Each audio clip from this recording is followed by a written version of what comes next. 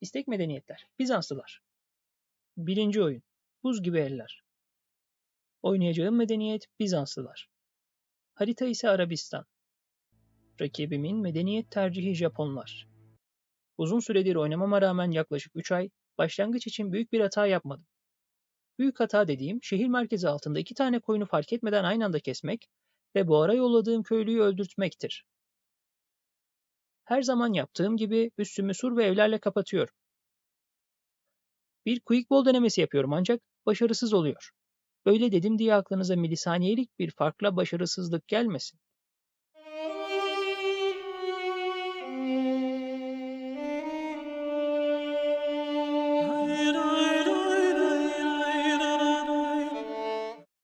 Birkaç gözcü süvari ile üstüme bir saldırı geliyor.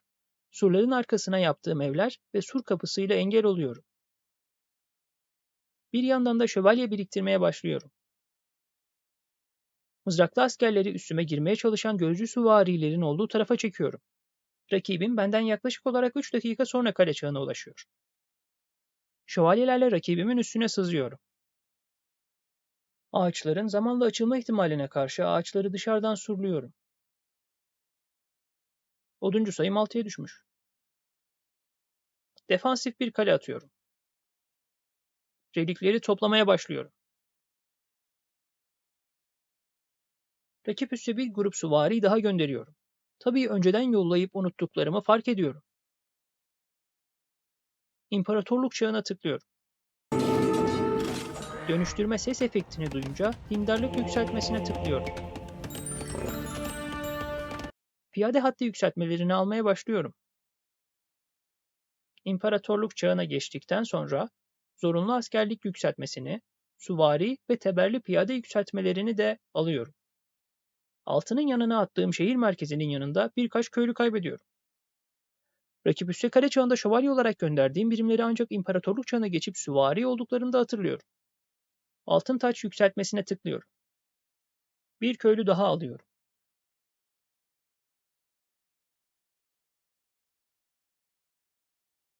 Süvarilerle iyi iş çıkardığımı düşündüğüm için demirciden süvari zırhı yükseltmelerini alarak yoluma devam ediyorum. Yavaş yavaş katapult biriktirmeye başlıyorum. Rakip üste köylüleri avlamaya devam ediyorum. Bir yandan da piyade hattı yükseltmelerini almaya devam ediyorum. Bildiğiniz üzere Japon medeniyetinin özgün birimi olan samurayların gene özgün birimlere bonus hasar vermesi sebebiyle alsam stratejik bir tercih olabilirdi. Ancak rastgele alıyorum. Kışla sayımı artırıyorum. Bir kale daha inşa ediyorum.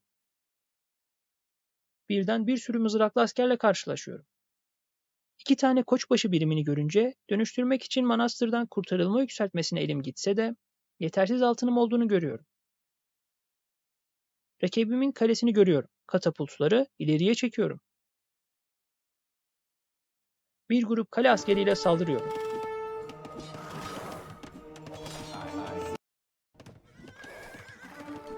Yanlışlıkla biraz fazla ileriye giden keşişle bir şövalyeyi dönüştürüyorum.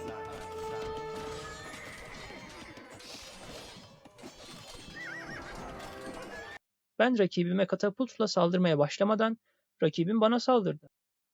Ben de rakibimin katapultuna saldırıyorum. Rakip katapult yıkıldı. Blok baskı yükseltmesini daha uzaktan dönüştürebilmek için alıyorum. Rakip kaleye katapultla saldırı başladı bile.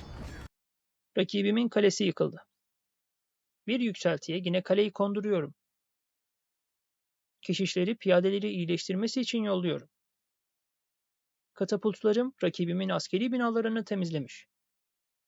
Rakip üsse yakın bir noktaya kuşatma atölyesi inşa ederek koçbaşı ile binaları temizlemeye çalışıyorum. Samuraylar 2 katapultumu hızlıca imha ediyor. Samurayları dönüştürecek keşişleri basmak için rakip kaleye yakın bir noktaya manastır inşa ediyorum.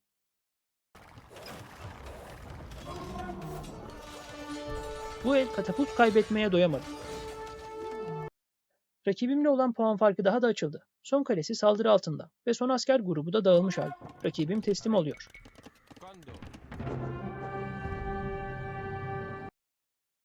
Oyun 1, zafer 1. Sıra geldi dereceli bir maça. Harita Arabistan. Rakibimin medeniyet tercihi İtalyanlar. Her zamanki gibi koyunları sırasıyla 6 köylü ile işaretliyorum. Boştaki köylüyü bu ara vurması için tıklamaya çalışıyorum ancak olmuyor. Unutup köylüyü kaybetme ihtimaline karşı bu arın önüne tıklıyorum. Arkadaşlar hareketlere bakın. Yeni koyunu kesmek yerine buhar için bekletiyorum. Bakın ikinci kereste kampını nasıl atıyorum? En az artı 1500 oyuncusu gibi hareketler. Tam bir profesyonel oyunculuk. Evlerle de kapatıyorum üstümü. İnanılır gibi değil. Bu kadar profesyonel oynayışa yakışmayacak bir hareket geliyor. Daha değirmen inşa etmediğimi fark ediyorum. İnanılmaz bir acemilik.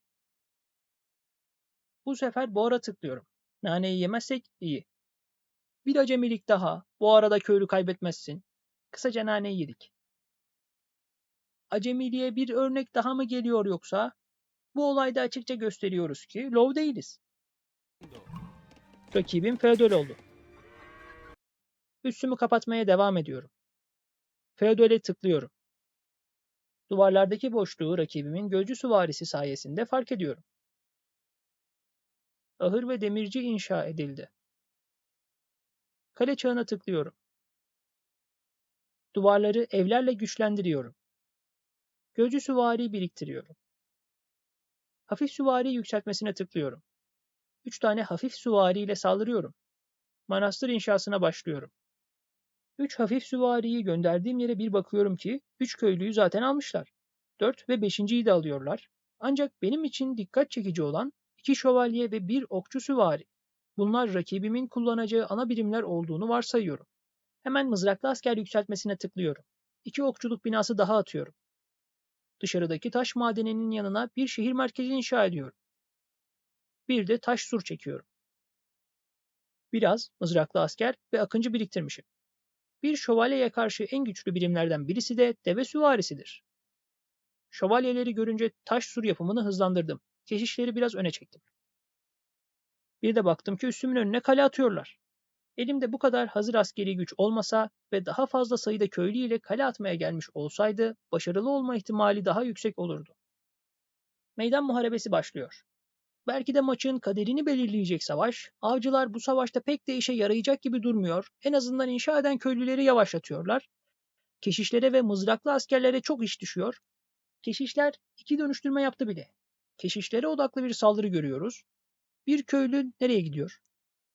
Ordu kaleyi inşa eden köylüleri koruması gerekirken nereye gidiyor? Mızraklı askerler de keşişleri yalnız bırakıyor. İtalyanlar köylülerini kaybetse de askeri güçlerini kaybetmiş durumda değiller. 3. dönüştürme de geldi. Bizanslılar keşişlere yaptığı yatırımın meyvesini bu savaşta yiyor arkadaşlar. Bizans beklettiği gizli silahını sonunda sahaya sürüyor.